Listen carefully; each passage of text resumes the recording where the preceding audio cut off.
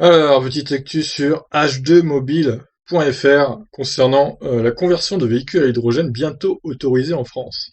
Alors, on savait déjà que la conversion en véhicule électrique, de véhicules thermiques en véhicules électriques à batterie allait être officialisée donc dès février 2020. Mais là, on parle de l'hydrogène du coup. Alors, intéressant, voyons. Courant de l'année 2020, faire transformer en électrique à pile à combustible hydrogène son véhicule à motorisation essence ou diesel devrait devenir possible en passant par un professionnel agréé et habilité. Depuis 2017, la Fédération nationale de l'artisanat automobile s'active à collaborer avec le gouvernement via la Direction générale de l'énergie et du climat pour définir un cadre juridique et technique d'homologation du rétrofit électrique. Jusqu'à présent, les contours du dossier semblaient se limiter à la conversion des voitures particulières avec un moteur électrique et une batterie de traction. Oui, du coup. Dans son tout récent communiqué, le FNA indique: Depuis plus de 3 ans, les échanges avec le ministère de l'écologie ont abouti à serrer des étapes de la conversion vers des motorisations électriques à batterie ou à pile à combustible.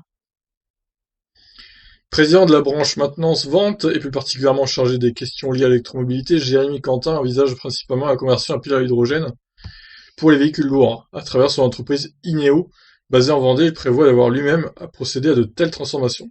Ce sera peut-être aussi le cas de partenaires engagés avec lui dans l'ère acteur de l'industrie du rétrofit électrique. Aux côtés des entreprises Yanmotion et Retrofuture Electric Vehicles qui s'intéressent principalement aux véhicules particulières, enfin aux voitures particulières, Carwatt s'est spécialisé dans la transformation de véhicules industriels, aéroportuaires, fluviaux, etc.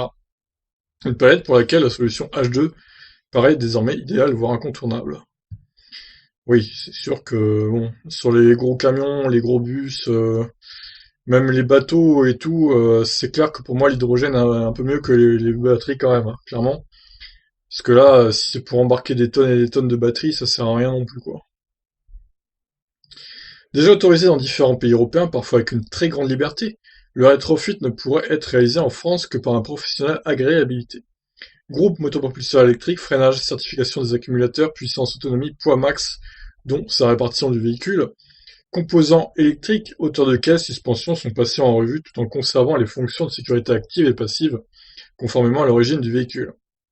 Détaille la FNA.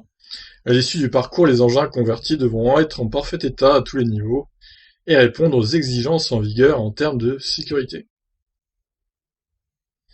Il y a quelques années, il était quasiment impossible de récupérer les équipements GPL d'un véhicule pour les installer sur un autre.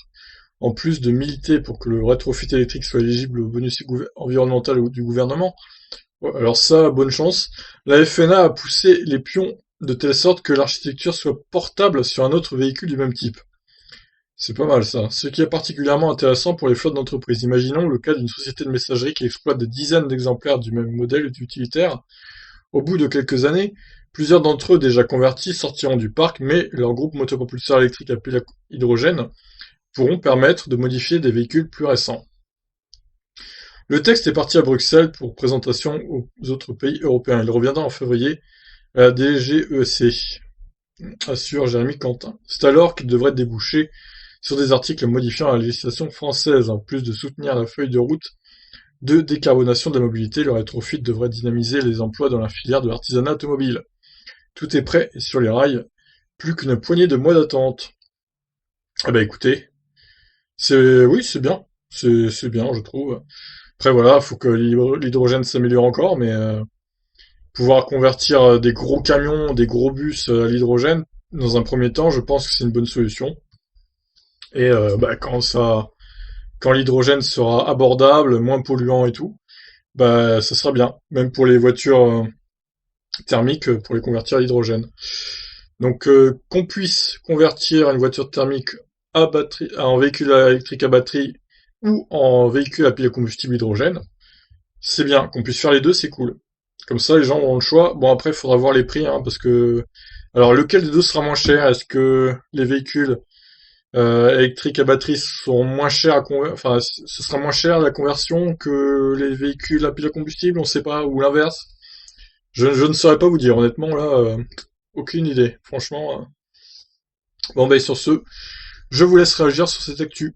Ciao!